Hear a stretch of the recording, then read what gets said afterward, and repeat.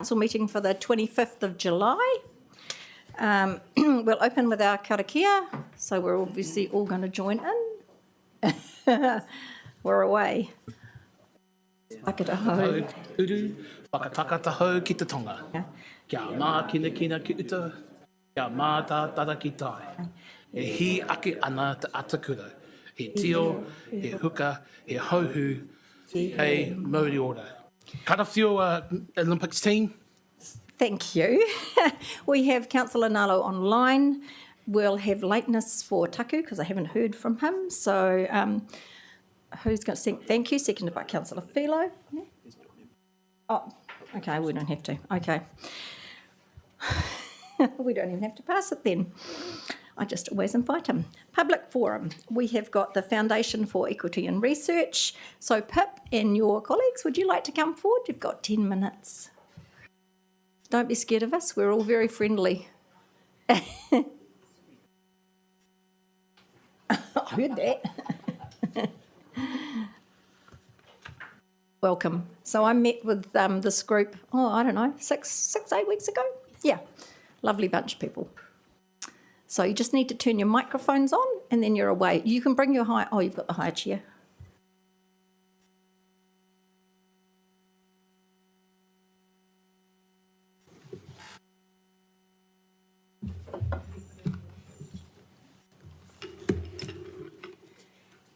Kia ora, and thank you. Kia ora, and thank you for the opportunity to talk to Council this morning.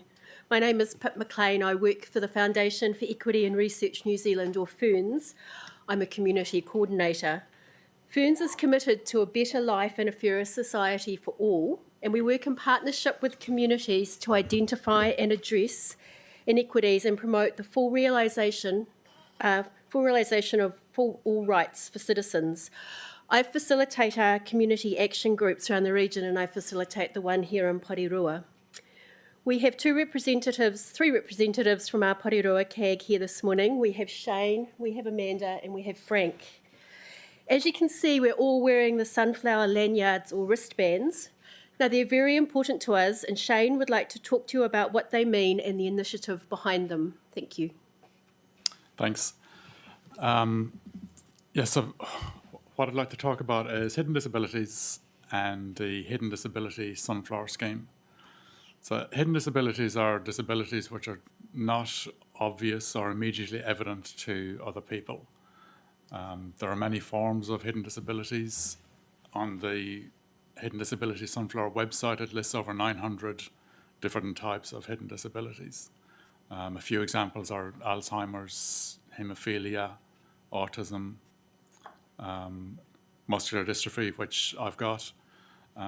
I was diagnosed about 30 years ago, and it's a slow, progressive muscle wasting. But for the majority of that time, and even still sometimes today, I don't present as being obviously disabled to other people. But yet people with hidden disabilities still often require additional help or consideration or patience when going about day-to-day tasks such as shopping, driving, walking, dealing with businesses, that type of thing.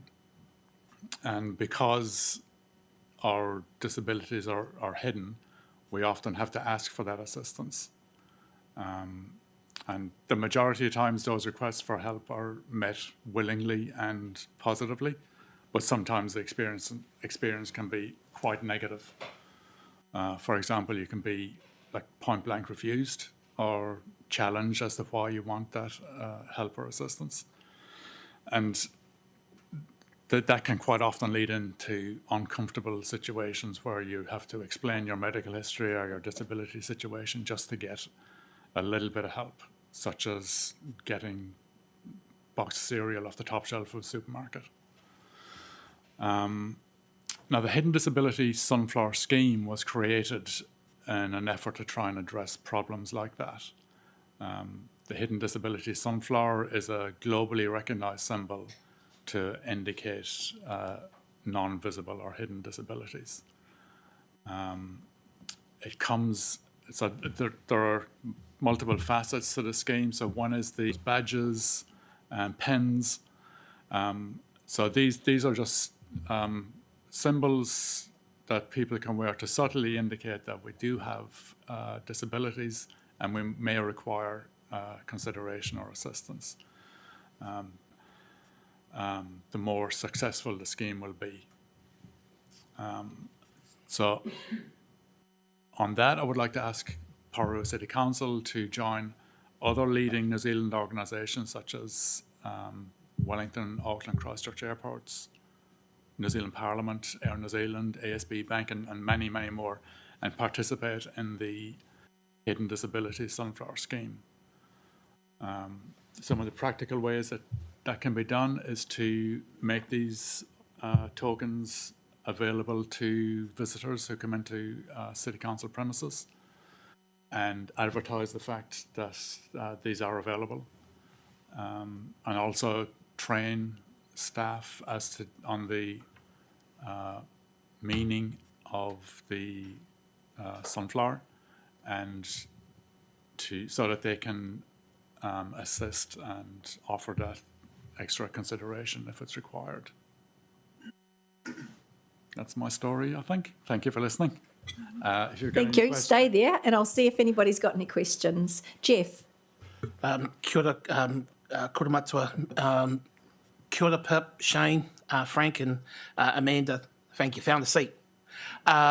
First question. I understand you guys have got bracelets as well. Is those still available? Cool. So, yeah. Yeah, excellent. One of the concerns I have is making sure that as a council we remain attentive to those with accessibility challenges, including those with hidden disabilities. Do you find when you're discussing with other organisations that they have structures in place which make it easier for your kaupapa and concerns when on acute issues can be addressed and heard?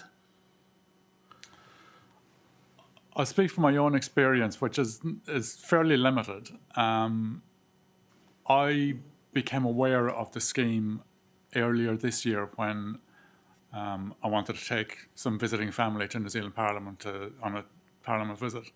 And in researching, because most of the times when I want to do an activity, I'll have to plan ahead and see what the accessibility is going to be like. And on the New Zealand Parliament website, they had quite a good description of their participation in the scheme. And they had these objects available at reception for us to take and use. Sorry. I'm not so sure that translated into more an easier accessibility into Parliament. I kind of don't think that did. Okay. Yeah, so that's my one single. I have another one, but that's my main experience of it to date. I am quite optimistic about what my next experience with Air New Zealand will be, because they promote it quite heavily as well. I haven't had to travel with them since becoming aware of it, but I'm looking forward to seeing what that experience will be like. And I have had one other experience at work. So I started a new job recently and was going through the induction process and where they sit you at your desk and make sure everything is working perfect or working as well as should be. And I had this on, and the lady who was going through with me recognised what it was and took that into consideration when going through that process. So it's probably a bit of a mixed bag. Okay. No more questions. Thank you for your time. Thanks, guys, for coming in. Could I speak about another member's experience?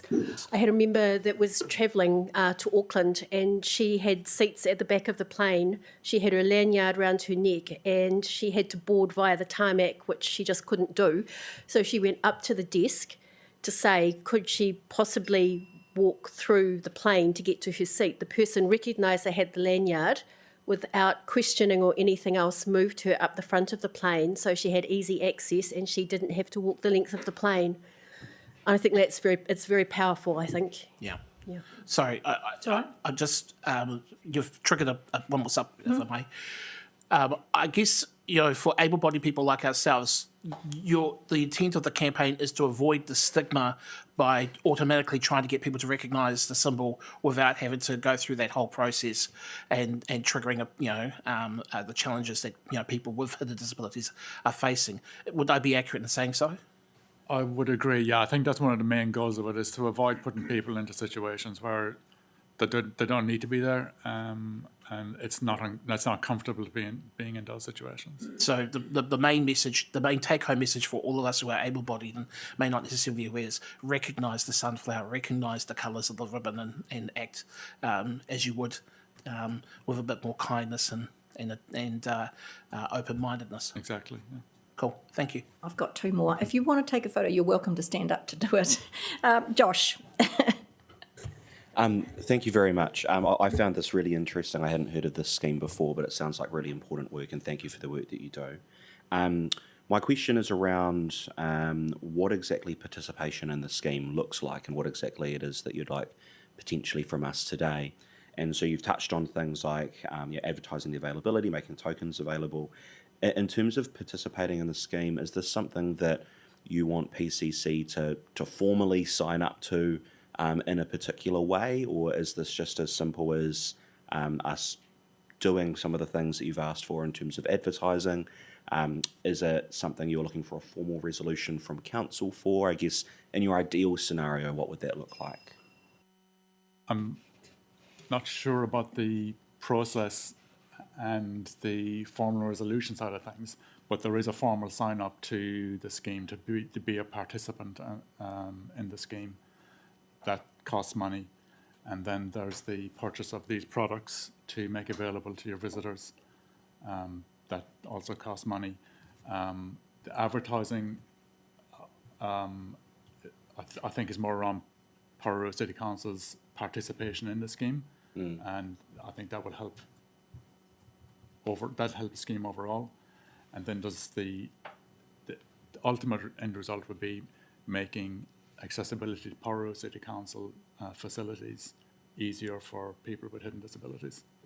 Cool, thank you. And just further to that, so officially signing up to the scheme and the costs associated with that, what sort of ballpark type of costs are you talking about? I think these are Australian dollar figures. There's 3 levels of participation: standard, professional and corporate. And standard is $500 a year, corporate is $2,500 a year, and the cost of these is additional to that. So I think as an indicative, there's like for 400 of these, it costs about $500.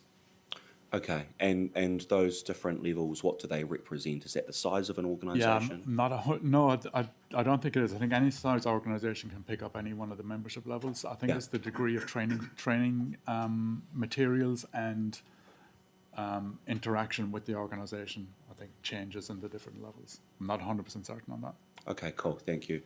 One other question on this that might actually be directed to you, Wendy. I'm just wondering around process on this. If we were to sign up for this, is this something that would be a decision of council, or do you see that as an operational thing? I see it as operational decision. Okay, thank you. Thank you very much for coming in. Thanks. Mike, you're our last question. Oh, yeah. Josh actually asked most of my questions. Look, I commend your efforts there. It's fantastic.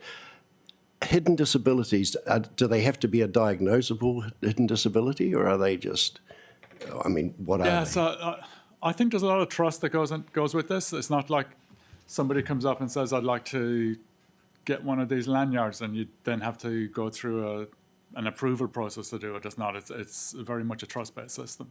But any disability, like I said, on the website, there's over 900 disabilities listed as hidden disabilities. And a lot of them are also visible disabilities, but it just depends on the level of progression of the condition, I guess, that determines whether it's visible or non-visible. Yeah, I think going to our front counter, you'd get that sort of help anyway, regardless of a lanyard. The people on our front counter are very helpful. I would expect so as well, yeah. Okay, thank you very much for coming in. You're welcome to sit and listen to the rest of our meeting, or you can just leave. Thanks very much. Thank you. Okay, any conflicts of interest declarations from anybody? No notification of extraordinary business. We have had that last report pulled. So the building one, the resource consent one, that has been removed from the papers. Confirmation of minutes from the Ordinary Council on 30th of May. I'll move it. Seconded by Councillor Leggett. Any problems for anyone in there? No. All those in favour? Sorry, Councillor Fellow. I just wondered if the section on the public forum could be have a bit more info. The people who came weren't just here to talk about pump upgrades in general. They were here to talk about the urgency of a particular pump station. So, yeah. Yeah. Yes, she can do that. Thank you. Okay, all those in favour? All those against? Carried. We move to Mayor's report. It's been a little quieter this month because we've had the school holidays. Started off with Kylie, Adam and Cooper and I joining the planting afternoon at Belmont Regional Park. Reminder, there's another one coming up this Saturday, one in the afternoon in Battle Hill, thank you. I attended the Whitley Bowling Club AGM as patron. Lots of these things you go to as patrons. And the multicultural event. And then Izzy Mose and I joined the Rangakura School Matariki event under the stars. It was a nice early start, but it was lovely. They had some little fires outside and some beautiful food. I watched the Naritoa Kapahaka performance, which was our second to last Matariki. The Trust Brass Band concert at Pātaka, which was their dry run before the Nationals, where they actually finished sixth, so they did really well halfway through. And the final Matariki event was the Pacific Connection Choir, which was jam-packed and an awesome event, I have to say. I think our Matariki events this year was fantastic. We've had the Kiribati flag raising, citizenship with another 67 candidates through from 40 families and 21 nationalities. So you can't say we're not multicultural in Porirua.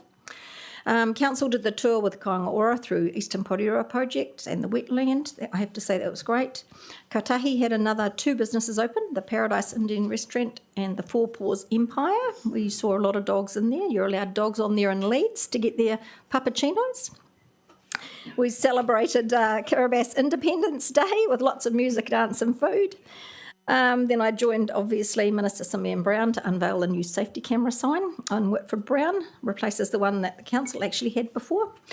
We celebrated the Airport and Civic Awards, and Kylie emceed that, where Catherine and Jeff joined us. We had the Porirua Pathways Ethnic Youth Hub workplace event in council chambers here with a bunch of students, and that was absolutely awesome to see, and I spoke to them. We had the Friends of Pātaka Winter Music Festival open last week, so I attended that. That was the Zephyr Flute Quartet. They're on every Sunday between 2 and 3 for the next 3 weeks. And I had the ambassador from Chile out for a visit. She's new and she's back here for 5 years, lovely lady. Mahini Parathai, very hard for me to say that one. Taku and I visited Herman Saltzman to present his Civic Award because he was doing his carving on the night, so nice to catch up with him. We acknowledged the passing of Norm Hewitt, which was a very sad thing. And then we showed our support for Rory Mead, and I'm sure the rest of you will, who's competing in the Paralympics, so from our city. So that was a roundup from me. Obviously no taku, so we'll move straight to our committee recommendations. Councillor Leggett. Thank you, Mayor. I'd like to move that we accept the recommendations of the Te Puna Kōrero meeting of the 4th of July this year. Seconded by Councillor Trillin. All those in favour? All those against? Carried. We move to 11.1, the local government remits. Would you like me to take them one at a time? Does anyone disagree with what we've got written from staff? Would you like to, all right, well, would anyone like to speak to any of them? Yes, Councillor Trillin. Oh, sorry, seconded. Who seconded it? Yeah, Councillor Ford. Thank you, Mayor Baker. Very comfortable with all the ones that we're supporting. I just wonder if council officers could speak a little bit more to the recommendation to not support remit number 4. Sure.